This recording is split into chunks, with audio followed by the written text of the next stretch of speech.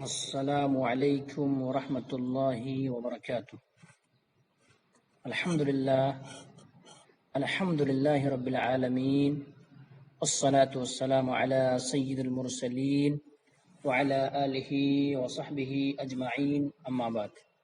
وقال النبی صلی اللہ علیہ وسلم وعن انس بن مالک رضی اللہ تعالی عنہ قال قال رسول اللہ صلی اللہ علیہ وسلم المرأة مرآة المومن، مجموع الاوسط للطبرانی۔ محترم سامعین و ناظرین، آپ حضرات کے سامنے ایک حدیث مبارکہ پڑھی گئی ہے۔ یہ حدیث مجموع الاوسط للطبرانی کے اندر موجود ہے اور روایت صحیح ہے، حدیث صحیح ہے۔ اس مناسبت سے آج میں آپ حضرات کے سامنے ایک اہم مسئلے کے تعلق سے، ایک اہم چیز کے تعلق سے ذکر کروں گا، اور یہ ایسا مسئلہ ہے اگر اس پر عمل پیرا ہو جائے تو میں سمجھتا ہوں کہ معاشرے کی برائی جو ہے 50% ختم ہو سکتے ہیں، 50%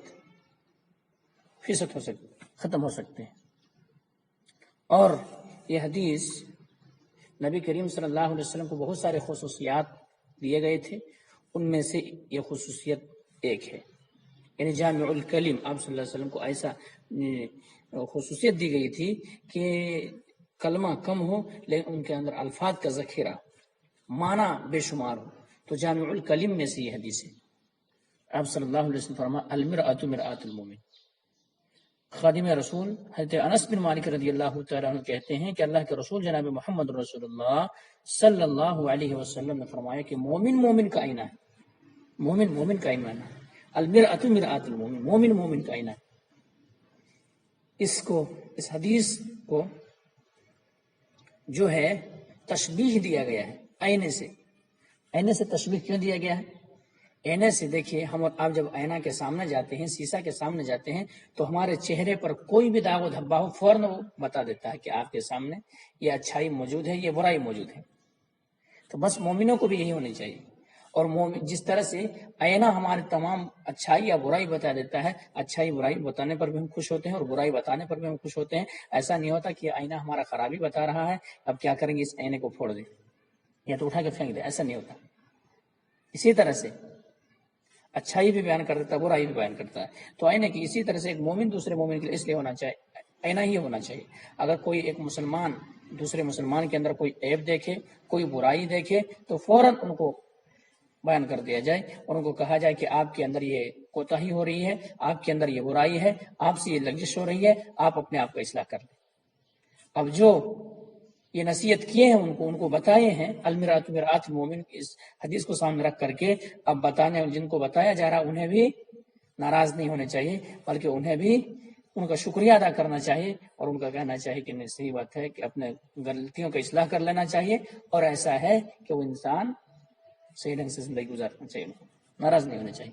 یہ ہے المرأة مرآة المومن کا مطلب، کہ مومن کا آئینہ ہے۔ تو ایسے ہے آج ایک انسان ایسا ہوتا ہے کہ ایک بھائی کے اندر اگر برائی دیکھے تو جا کے دوسرے سے تذکرہ کرتا ہے۔ تو یہ بات یاد رکھیے، اگر دوسروں سے جا کے تذکرہ کریں گے، بھائیوں کے غلطیوں پر دوسروں سے تذکرہ کریں گے تو یہ چغلی ہو جائے گی، اور اگر ان کے سامنے بیان آپ کر دیں گے تو یہ اصلاح ہوگا، کہ اصلاح کر لیں گے اپنے آپ کی۔ دوسرے کے سامنے کریں گے تو چغلی ہوگی، اور چغلی بڑی خطرناک چیز ہے، غیبت بہت خطرناک چیز ہے۔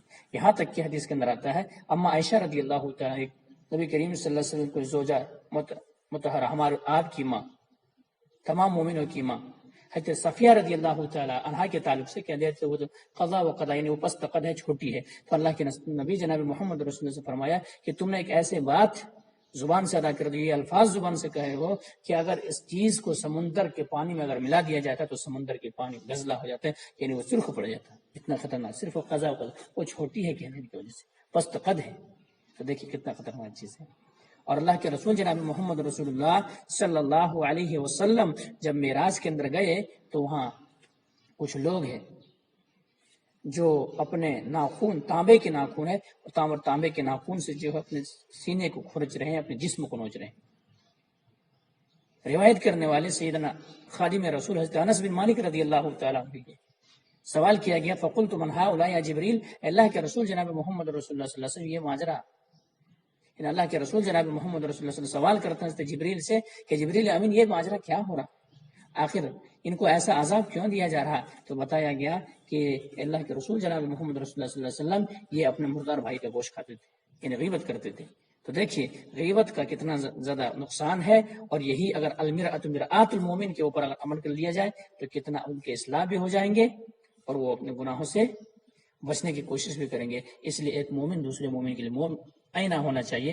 حدیث ان سے ہم بات کو ختم کر اللہ تبارک و تعالیٰ سے دعا کریں گے کہ مولا کریم جو بات کہی گئی ہے سب سے پہلے تو ہمیں آپ کو باتوں کے اوپر اچھی سمجھ کی توفیق دے، اس کے بعد مولا کریم ہم تمام مسلمانوں کو ایک مومن دوسرے مومن کا جو مثال بتایا گیا ہے، جو تشبیہ دیا گیا ہے کہ آئینہ ہے، مولا کہ ہم تمام مسلمانوں کو اسی طرح سے زندگی بسر کرنے کی توفیق دے۔ تقبل رب العالمین وآخر دعوانا الحمد للہ رب العالمین سبحانک اللہم وبحمدک وسلام علی المرسلین والحمد للہ رب العالمین برحمتک یا ارحم الراحمین۔